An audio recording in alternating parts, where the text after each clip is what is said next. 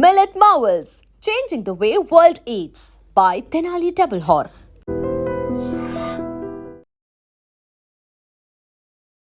నమస్తే, welcome to I dream weekend update with కవిత.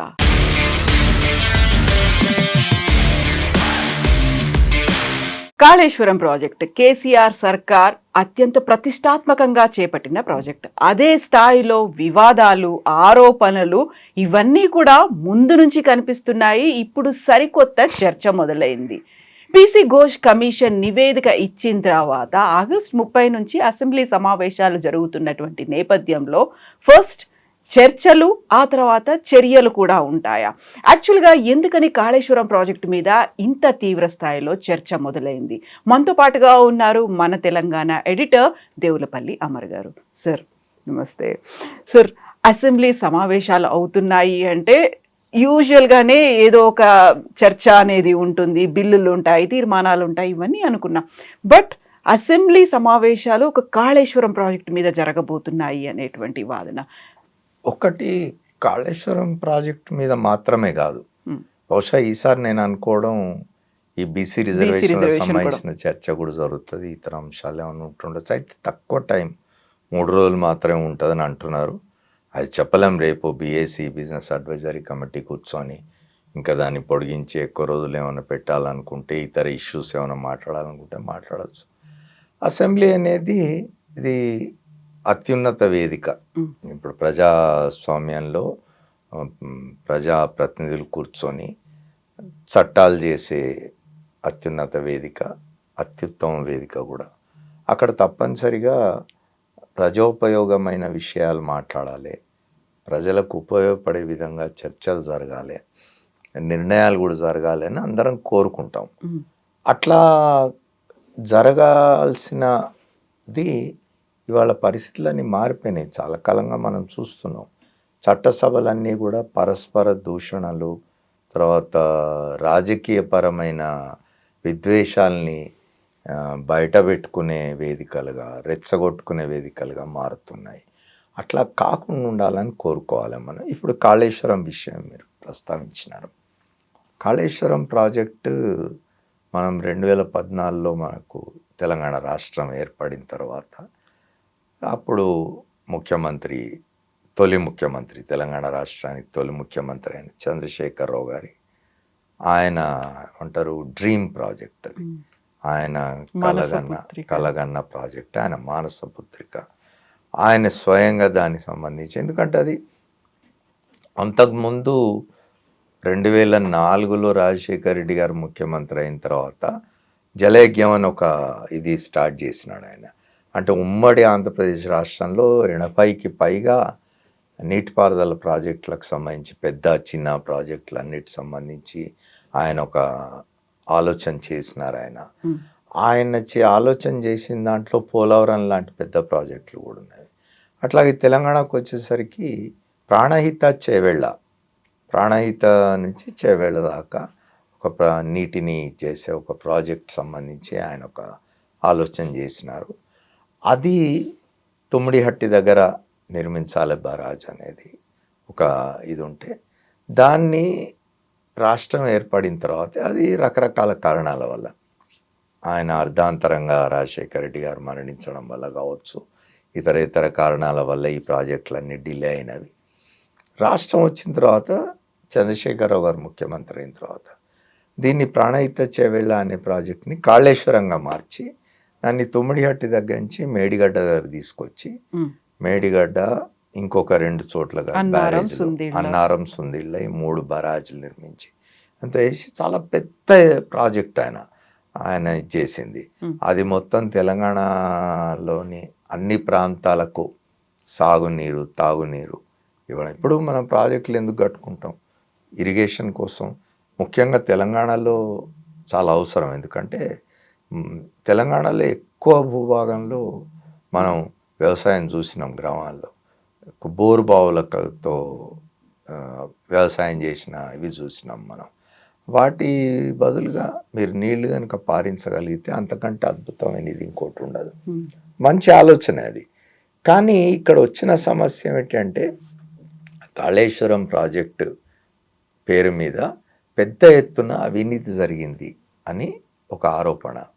ఆ ఆరోపణ కాంగ్రెస్ ప్రభుత్వం వచ్చిన తర్వాత 85,000 కోట్ల రూపాయలు దీని మీద వెచ్చించినారని చెప్పి దాని మీద వచ్చే ఇంట్రెస్ట్లు, వడ్డీలు కానివ్వండి, ఇవన్నీ కలిపి చాలా 1,00,000 కోట్ల పైన దీని మీద ఇచ్చేసినారు. ఇందులో చాలా అవినీతి జరిగింది అని కాంగ్రెస్ ప్రభుత్వ ఆరోపణ. కాంగ్రెస్ ప్రభుత్వం వచ్చిన తర్వాత పీసీ ఘోష్ కమిషన్ వేసినారు. పీసీ ఘోష్ ఏమీ చిన్న వ్యక్తి కాదు, ఎక్కడి నుంచో తీసుకొచ్చి కూర్చోబెట్టిన వాడు కాదు. ఆయన సుప్రీంకోర్టు జడ్జిగా పనిచేసిన ఆయన, తర్వాత భారతదేశంలోని తొలి లోక్పాల్కి అధ్యక్షుడిగా ఉన్నవాడు. ఆయన అంటే ఒక ప్రతిష్టాత్మకమైనది ఉన్న వ్యక్తి. ఆయనను తీసుకొచ్చి కమిషన్ వేసిన తర్వాత ఆ కమిషన్ రిపోర్ట్ ఇచ్చింది. ఆ రిపోర్ట్ ప్రకారం, ఆ రిపోర్ట్ జిస్ట్ కనుక మీరు చూసినట్టయితే ప్రజాధనం చాలా దుర్వినియోగం అయింది అనే బేసిక్ పాయింట్ ఒకటి ఆయన చెప్పినాడు. ఆయన చెప్పిన దాంట్లో ఇంకా కొన్ని విషయాలని, ఇవన్నీ కూడా ఏకపక్షంగా జరిగినాయి, ఇవి సరైన నిపుణుల సలహాలు తీసుకోకుండా జరిగినాయి, ఇట్లాంటివన్నీ చెప్పినారు. బట్ దాని మీద ఇప్పుడు ఎవరైతే ప్రధానంగా దీనికి బాధ్యులైన వాళ్ళు అంటే అప్పటి ముఖ్యమంత్రి చంద్రశేఖరరావు కానీ, అప్పుడు ఇరిగేషన్ మంత్రిగా ఉన్న హరీష్ రావు గారు కానీ, అప్పుడు ఆర్థిక మంత్రిగా ఉన్న ఈటల రాజేందర్ కానీ, ఇట్లాంటి వాళ్ళందరి మీద కూడా ఇవాళ ఉన్న ప్రభుత్వం ఆరోపణలు చేస్తున్నారు. వీళ్ళు దానికి కౌంటర్ ఇస్తూ ఉన్నారు. వీళ్ళు దీనికి సంబంధించి కోర్టుల్ని కూడా ఆశ్రయించినారు. ఇక్కడ మనం మాట్లాడుకోవాల్సింది ఏమిటి అంటే, ఇప్పుడు అసెంబ్లీలో దాని మీద చర్చ పెడతామని చెప్తూ ఉన్నారు. ఇప్పుడు ఆ చర్చ జరుగుతున్నప్పుడు కేసీఆర్ వచ్చి అసెంబ్లీలో మాట్లాడతారా, కౌంటర్ చేస్తారా? ఎందుకంటే ఆయన మీదనే ప్రధానమైన ఆరోపణ ఉంది కదా. ఆయన ఎవరిని సంప్రదించకుండా, ఎవరి టెక్నికల్ ఎక్స్పర్ట్స్ని చేయకుండా తన పద్ధతి, తన ఇష్టం వచ్చినట్టు చేసినాడని చెప్పి. అయితే మధ్యలో ఎక్కడో ఒకసారి కేసీఆర్ మాట్లాడుతూ అన్నాడు, ఇప్పుడు అవన్నీ నేను ఎట్లా చేస్తాను, నేను ఒక ఆలోచన చేస్తాను, ఒక ప్రాజెక్ట్ కట్టాలి, ఆ ప్రాజెక్ట్ ద్వారా తెలంగాణ ప్రాంతం అంతటా నీళ్లు వారించాలి, లక్షల కోట్ల ఎకరాలకు నీళ్ళు ఇవ్వాలి అని చెప్పినాం, ఇచ్చినామని కూడా చెప్తున్నారు ఆయన. ఇప్పుడు మేము ఇన్ని రిజర్వాయర్లు కట్టినాం కదా, ఓ రంగనాయక సాగర్ కావచ్చు, ఒక అదేంటి ఇంకోటి పేర్లు జ్ఞాపకం రావడం లేదు, 3 పేర్లు ఉన్నాయి. రిజర్వాయర్లు కట్టినాము. ఆ రిజర్వాయర్లలో మీరు ఇవాళ ఆపినారు, కొండపోచమ్మ సాగర్ కానీ, రంగనాయక సాగర్ కానీ, ఇవన్నీ ఇంకొక సాగర్ ఏదో ఉంది. ఈ 3 ద్వారా మేము నీళ్ళు చాలా ప్రాంతాలకు ఇచ్చినాము, ఇస్తున్నాము. మీరు కావాలని రాజకీయ ఉద్దేశాలతో దాన్ని ఆపినారని చెప్తున్నారు. కానీ ఒకటి, అది బ్యాడ్ లక్ అనుకోవాలా, ఇంకోటి అనుకోవాలా, బీఆర్ఎస్కి సరిగ్గా 2023 ఎన్నికలకు ముందే ఆ మేడిగడ్డ బరాజ్లో ఒక ఇది కుంగింది. దాన్ని తప్పనిసరిగా కాంగ్రెస్ దాన్ని ప్రచారానికి వాడుకున్నది, అడ్వాంటేజ్గా తీసుకుంది. అది వ్యతిరేకమైన ఇంపాక్టే క్రియేట్ చేసింది బీఆర్ఎస్కి అని అనుకోవాలి. బీఆర్ఎస్ ఓటమిలో అది కూడా ఒక భాగం. ఆ కారణంగా కూడా బీఆర్ఎస్ ఓటమి జరిగిందని చర్చ జరుగుతున్నది. ఇప్పుడు చూడాల్సింది ఏమిటంటే, రేపు మరి అసెంబ్లీకి కేసీఆర్ వస్తారా రారా? ఎందుకంటే శాసనసభ ఏర్పడిన నాటి నుంచి కాంగ్రెస్ పక్షం అంటే ప్రభుత్వ పక్షం కేసీఆర్ని రమ్మంటున్నది. నువ్వు శాసనసభకు రా, శాసనసభకు ఎన్నికైన వాడివి, నువ్వు శాసనసభకు రావాలి, ప్రతిపక్ష నాయకుడి పాత్ర నిర్వహించాలని చెప్తున్నారు. కేసీఆర్ వెళ్ళడానికి ఇష్టపడ్డాను. మరి రేపు తెలంగాణ శాసనసభకు, ఎందుకంటే కాళేశ్వరం మీద చర్చ జరుగుతున్నది కాబట్టి, కాళేశ్వరం అనేది కేసీఆర్ తీసుకున్న ఒక ప్రెస్టీజియస్ ప్రాజెక్ట్ కాబట్టి, దాని మీద ఇన్ని నీలి నీడలనండి, ఆరోపణలనండి, లేదా పీసీ ఘోష్ కమిషన్ నిర్ధారించిన వ్యవహారాల విషయాలనండి, వాటి మీద మాట్లాడడానికి ఆయన శాసనసభకు వస్తారా లేదా? రేపటి శాసనసభలున్నాయి, సమావేశాలున్నాయి. మరి ఆయన వస్తారా లేదా అనే దాని మీద చాలా ఆసక్తి ఉన్నది, చాలా చర్చ జరుగుతున్నది. చూడాలి మరి ఆయన వస్తారా, లేకపోతే హరీష్ రావు లాంటి వాళ్ళతో మాట్లాడిస్తారా అనేది చూడాలి మనం. ఇప్పుడు కాళేశ్వరం ప్రాజెక్టులోనే ఇర్రెగ్యులారిటీస్ ఉన్నాయి అనేదే పీసీ ఘోష్ కమిషన్ ఏర్పాటుకు ప్రధాన కారణం. బట్ పీసీ ఘోష్ కమిషన్ ఇచ్చినటువంటి రిపోర్ట్లోనే ఇర్రెగ్యులారిటీస్ అనేవి ఉన్నాయి అని ఇప్పుడు హైకోర్టు దాకా కూడా వెళ్ళారు. ఆ రిపోర్ట్కి సంబంధించి దానికి సంబంధించి పదే చెప్తున్నారు. మీకు గుర్తుంటే అప్పట్లో ఇరిగేషన్ మంత్రిగా ఉన్న హరీష్ రావు గారు ఇప్పటికి 2-3 సార్లు వాళ్ళ పార్టీ వాళ్ళ నాయకుల కోసం లేదా మీడియా కోసం అని చెప్పి పవర్ పాయింట్ ప్రజెంటేషన్స్ ఇచ్చి చెప్తున్నారు ఆయన ఇది చేస్తున్నారు. సెంట్రల్ వాటర్ కమిషన్ ఏం చెప్పింది, లేకపోతే ఉమాభారతి గారు ఏం చెప్పినారు ఈ కాళేశ్వరం విషయంలో, ఎవరి వ్యాఖ్యానాలు ఏమిటి, కాళేశ్వరాన్ని ఎవరు ఎట్లా ప్రశంసించినారు, ఇట్లాంటివన్నీ కూడా చెప్తున్నారు. కానీ ప్రాక్టికల్ దీనికి పోయినప్పుడు ఒక కమిషన్ వేసినప్పుడు ఇట్స్ ఏ అఫీషియల్ కమిషన్, అది ప్రభుత్వం ఏర్పాటు చేసిన ఒక అధికారిక కమిషన్. ఆ కమిషన్ ఒక రిపోర్ట్ ఇచ్చింది. దాని మీద ప్రాపర్ చర్చ జరగాలి తప్పనిసరిగా. శాసనసభలో మనలాంటి వాళ్ళని కోరుకోవాల్సింది ఏమిటి అంటే సభ్యులందరూ కూర్చొని దాని మీద చర్చ చేయాలి. నివేదిక మీద దానిలో ఉన్న తప్పులు ఏమిటి, ఒప్పులు ఏమిటి, కమిషన్ ఏం చెప్పింది, ఎవరిని తప్పు పట్టింది, ఎవరి మీద చర్యలు తీసుకోవాల్సిన అవసరం ఉందా, ఇవన్నీ కూడా చర్చ జరగాల్సిన అవసరం ఉన్నది. చర్చ జరపాలి. ఇప్పుడు రాష్ట్రం అంతటా కూడా వర్షాలు పడుతూ ఉన్నాయి. చాలా తెలంగాణలో కొన్ని ప్రాంతాలు గతంలో ఎన్నడూ లేని విధంగా అనూహ్యంగా వరదలు వచ్చి, ఇప్పుడు కామారెడ్డి లాంటి ప్రాంతాలు, కామారెడ్డి ఎప్పుడు మనం ఊహించుండం, అట్లాంటి చోట్లలో కూడా చాలా తీవ్రమైన వరద పరిస్థితులు ఏర్పడిన దీనిలో ఏరియల్ సర్వేకి పోయి ముఖ్యమంత్రి రేవంత్ రెడ్డి గారు గోదావరి ఖండ్లను ఎక్కడో ఒక మీడియా వాళ్ళతో మాట్లాడుతూ చెప్పినారు, ఇవాళ వాళ్ళు చెప్తున్నట్టుగా ఆ నీళ్లు కనుక నింపినట్టయితే ఆ 3 బరాజులలో గ్రామాలు కొట్టుకుపోతాయి అని చెప్తున్నారు. నిజంగా అట్లాంటి ప్రమాదం ఉన్నదా, లేకపోతే రేపు అట్లాంటిది కనుక జరిగితే మళ్ళీ ఎవరు బాధ్యత వహించాలి, అసలు ఏం జరుగుతున్నది. దాన్ని ఇంకో వాదన కూడా ఉన్నది ఏమిటంటే, ఇన్ని ప్రజాధనం ఇంత ఖర్చు పెట్టి 85,000-90,000 కోట్లు ఖర్చు పెట్టి కట్టిన ప్రాజెక్టును దాన్ని అట్లా పడేసి ఉంచడం ఎట్లా సమంజసం. దాన్ని వాడకంలోకి తీసుకురావాలి. ఏమన్నా ఉంటే పొరపాట్లు ఉంటే వాటిని సరిదిద్దాలి, రిపేర్స్ ఉంటే ఏమన్నా చేసి దాన్ని ఆ ప్రాజెక్టును ప్రజోపయోగమైన ప్రాజెక్టుగా మార్చాలి అనే ఒక వాదన కూడా ఉన్నది. ఏం జరుగుతుంది అనేది మాకు తెలియదు. నిజానికి చూడాలి రేపు శాసనసభలో ఏం చర్చలు జరుగుతాయి, ఎటువంటి నిర్ణయాలు చేస్తారు అనేది మనం వచ్చే 3 రోజులు శాసనసభ సమావేశాల్లో చూస్తాం. యాక్చువల్గా ఇక్కడ 2 పార్టీలకి సంబంధించి ఆరోపణలు ఉన్నాయి, ప్రత్యారోపణలు, వాదోపవాదాలు ఇవన్నీ కంటిన్యూ అవుతున్నప్పుడు మీరు చెప్పినట్టుగా అక్కడ ఉన్నటువంటి టెక్నికల్గా ఇర్రెగ్యులారిటీస్ ఉన్నాయా? ఇప్పటికైతే అందులో జరిగినటువంటి అక్రమాలు కావచ్చు, కమిషన్ల గురించి కాదు మాట్లాడుకుంటోంది, కేవలం ఇర్రెగ్యులారిటీస్ ఇవన్నీ ఉన్నాయనుకున్నప్పుడు ఉన్నటువంటి టెక్నికల్ ఇష్యూస్, లేకపోతే ప్రజలకు కావాల్సినటువంటి ఒక క్లియర్ పిక్చర్ ఇవ్వడానికి ఈ 2 పార్టీలే ఆ క్లారిటీ ఇవ్వాల్సిన అవసరం ఉందంటారా, లేకుంటే కేంద్రం కూడా జోక్యం తీసుకోవాల్సిన అవసరం ఉందా? ఎందుకంటే కేంద్రం తరఫున కూడా దీనికి సంబంధించినటువంటి డ్యామ్ సేఫ్టీకి సంబంధించి కావచ్చు, మిగతావన్నీ కూడా అక్కడ పర్మిషన్స్ అనేవి రాలేదు అనేటువంటి మాట కూడా వినిపించింది. కాబట్టి ఇప్పుడు రాలేదు అని ఇప్పుడు ప్రభుత్వ పక్షం చెప్తూ ఉన్నది. కానీ మీరు ఇటువైపు చూసినట్టయితే వాళ్ళు చెప్తూ ఉన్నారు వాళ్ళు ఎక్కడెక్కడి నుంచి పర్మిషన్స్ తీసుకొచ్చింది ఏమిటి అని. ఇప్పుడు ఇంకోటి చూడండి, మీరు క్యాబినెట్ నిర్ణయం కాదు అనేది చెప్తారు.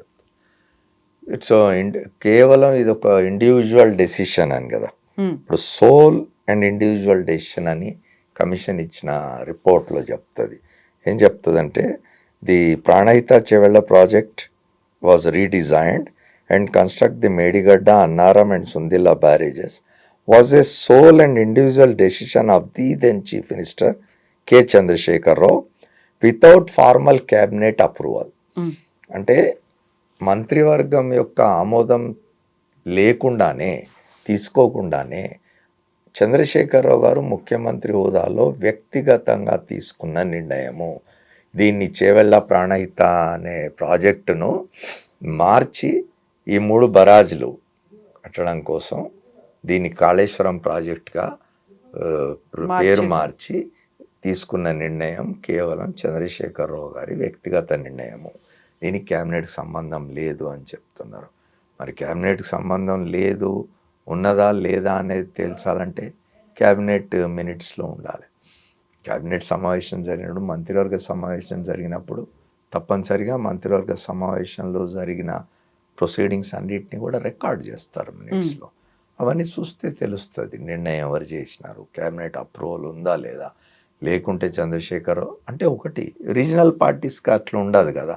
ఇవాళ రీజనల్ పార్టీస్కి అట్లా ఉండకపోగా చంద్రశేఖరరావు గారు లాంటి వాళ్ళు, ఆయన హైలీ ఏమంటారు అసర్టివ్ అండ్ ఇండివిజువల్ లీడర్. తర్వాత ఆయనకు ఆ చరిస్మా కూడా ఉన్నది.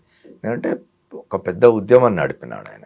2001లో తెలంగాణ ఉద్యమాన్ని తిరిగి ప్రారంభించి రెండవసారి 2014లో రాష్ట్రం వచ్చే వరకు దాదాపు 13 సంవత్సరాలు ఆయన ఒక ఉద్యమాన్ని నడిపిన నాయకుడిగా ఆ చరిస్మా ఉన్నది, ఆ కమాండింగ్ ఇది ఉన్నది, ఆ ఇండివిజువలిస్టిక్ ఇది ఉంటుంది. కాబట్టి ఆయన అట్లాంటి నిర్ణయాలు చేసి ఉన్నాడేమో అని కూడా నమ్మడానికి అవకాశం ఉన్నది. కాబట్టి కానీ డెమోక్రసీలో ఉన్నాం. ఒక ప్రభుత్వం, ప్రజలు ఎన్నుకున్న ప్రభుత్వం కలెక్టివ్ డెసిషన్గా ఉండాలి. ఏదైనా కూడా మంత్రివర్గం అనేది ఉండేది. అందుకే మంత్రివర్గ సమావేశంలో నిర్ణయాలు తీసుకోవాలి.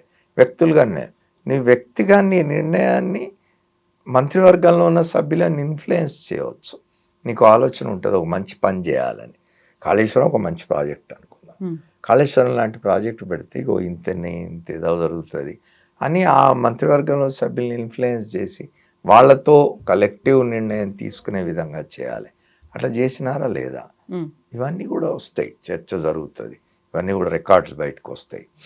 గవర్నమెంట్స్ అనేవి కంటిన్యూటీ. కాబట్టి భారత రాష్ట్ర సమితి అధికారంలో ఉన్న 9.5 సంవత్సరాలు 10 సంవత్సరాలు ఆ కాలంలో ఏం జరిగింది, ప్రభుత్వంలో మంత్రివర్గ సమావేశాల ప్రొసీడింగ్స్ ఏమిటి, ఏం మాట్లాడినారు ఏమిటి అనేది రికార్డ్స్ ఉంటాయి. ఇప్పుడున్న ప్రభుత్వానికి అందుబాటులో ఉంటాయి రికార్డ్స్ అని. వాళ్ళు తప్పనిసరిగా రేపు చర్చకు పెట్టవచ్చు. ఏమొస్తాయో బయటికి చూడాలి. చర్చల తర్వాత చర్యలు కూడా ఉంటాయా అనేది కూడా హైకోర్టు కూడా అదే అడిగింది. ఫస్ట్ చర్చల తర్వాత చర్యల ఏముంటాయి అనేది. ఇప్పుడు ఇది పొలిటికల్గా ఇప్పుడు బీజేపీ లాంటి వాళ్ళు సవాల్ చేస్తూ ఉంటారు కాంగ్రెస్ ప్రభుత్వాన్ని, రేవంత్ రెడ్డి గారిని. నువ్వు ఇన్ని మాట్లాడుతున్నావు, ఈ ఫార్ములా కార్ రేస్లో కేటీఆర్ మీద చర్యలేవి, లేకపోతే ఇక్కడ వచ్చి కాళేశ్వరం దీని మీద ఇంత మాట్లాడుతున్నావు, కమిషన్ వేసినావు, ఏమైంది కేసీఆర్ని అరెస్ట్ చేయలేదు, ఇంకా చర్యలు తీసుకోలేదు, ఇట్లాంటివన్నీ మాట్లాడుతున్నాను. అయితే అంత ఆషామాషిగా ఉండదు కదా. ఏదైనా కూడా ఒక ఇష్యూ మీద ఒక కేసు పెట్టాలి. ఒక వ్యక్తిని, అందున ముఖ్యమంత్రిగా పనిచేసిన వ్యక్తిని, అంత ఇదున్న నాయకుడిని ఆయన మీద కేసు పెట్టాలి అంటే అంత ఆషామాషిగా ఉండదు.